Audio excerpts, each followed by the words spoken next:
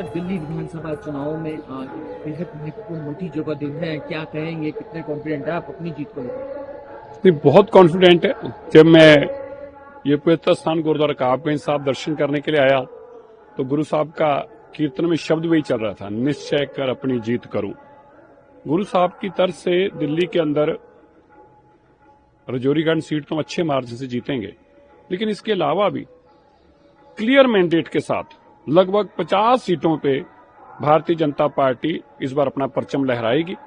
दिल्ली के लोग बदलाव चाहते हैं। दिल्ली के लोग पिछले 12 साल के बहाने, गंदी हवा, गंदी यमुना और टूटी सड़कें और इस गंदगी से छुटकारा पाते हैं। दिल्ली के लोग आज मानते हैं कि उनसे गलती हुई, वो आपदा को लेके आए और आपदा ने दिल्ली को आपदा बनाकर रख दिया है।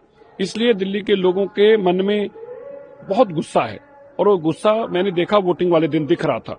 इसलिए जब आज आप नतीजे देखेंगे, और अरविंद केजरीवाल जी के कल के जो पैंतरे थे वो स्पष्ट बता रहे थे कि अरविंद केजरीवाल जी हार मान चुके हैं।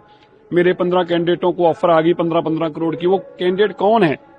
वो जीते हैं नहीं, उनके बारे में कोई बता नहीं पाए और ये पिछले 5 साल से नौटंकी कर रहे हैं। इसलिए कल उन्होंने अपने लिए भूमिका बनाई है कि जब वो हारेंगे तो ये कह पाएंगे कि देखिए जी, इन्होंने ईवीएम हैक करी है, वरना मेरे एमएलए को कल क्यों खरीद रहे थे, जब नहीं मेरे एमएलए बिके तो इन्होंने ईवीएम हैक कर ली। तो ये बहाने इसलिए ढूंढ रहे हैं।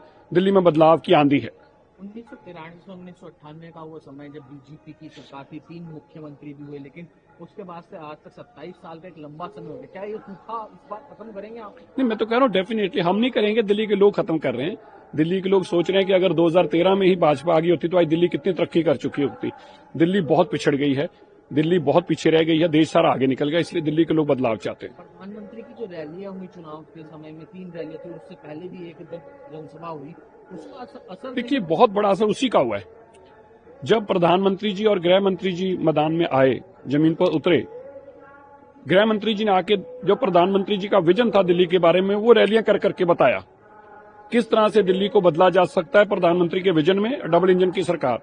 और फिर जब प्राइम मिनिस्टर साहब ने आके ये बताया कि वो क्या दिल्ली के लिए करने वाले हैं, तो दिल्ली के लोगों ने एक तरफा विश्वास जताया कि अगर प्रधानमंत्री कह रहे हैं कि मैं प्रधानमंत्री के साथ साथ दिल्ली के सरकार के लिए भी समय निकालूंगा, तो दिल्ली के लोगों को लगा अगर प्रधानमंत्री दिल्ली सरकार चलवाने में भी अपना समय देंगे तो दिल्ली बदल जाएगी। इसलिए प्रधानमंत्री जी का जमीन पर उतरना बहुत बड़ा था, इसीलिए बदलाव चुनाव में आया। सिरसा जी, एसीबी ने इन्वेस्टिगेशन के लिए नोटिस दिया है अरविंद केजरीवाल को हॉर्स ट्रेडिंग मामले में, क्या कहेंगे? लगातार अरे वो झूठ पे झूठ बोलता है। वो तो पंजाब सरकार में भी कहा था उन्होंने, पंजाब के एमएलए खरीद रहे हैं, उन्हीं की सरकार है, वहां तो इन्वेस्टिगेशन आज तक नहीं हो पाई। दिल्ली में एसीबी उनसे पूछ रही तो जवाब नहीं दे रहे।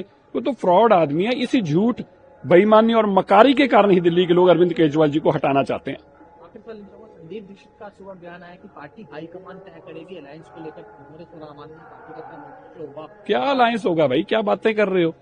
अरे उनकी जमानतें नहीं बचने वाली कांग्रेस की, एक भी सीट पे जमानत नहीं बचेगी, और दूसरी तरफ आम आदमी पार्टी की 20 सीटें नहीं आने वाली, तो काय का अलायंस होगा? ये क्या नई नई बच्चों वाली बातें करते हैं। संदीप दीक्षित बड़े मैच्योर लीडर हैं, मुझे नहीं लगता कि ऐसी स्टेटमेंट उनको देनी चाहिए।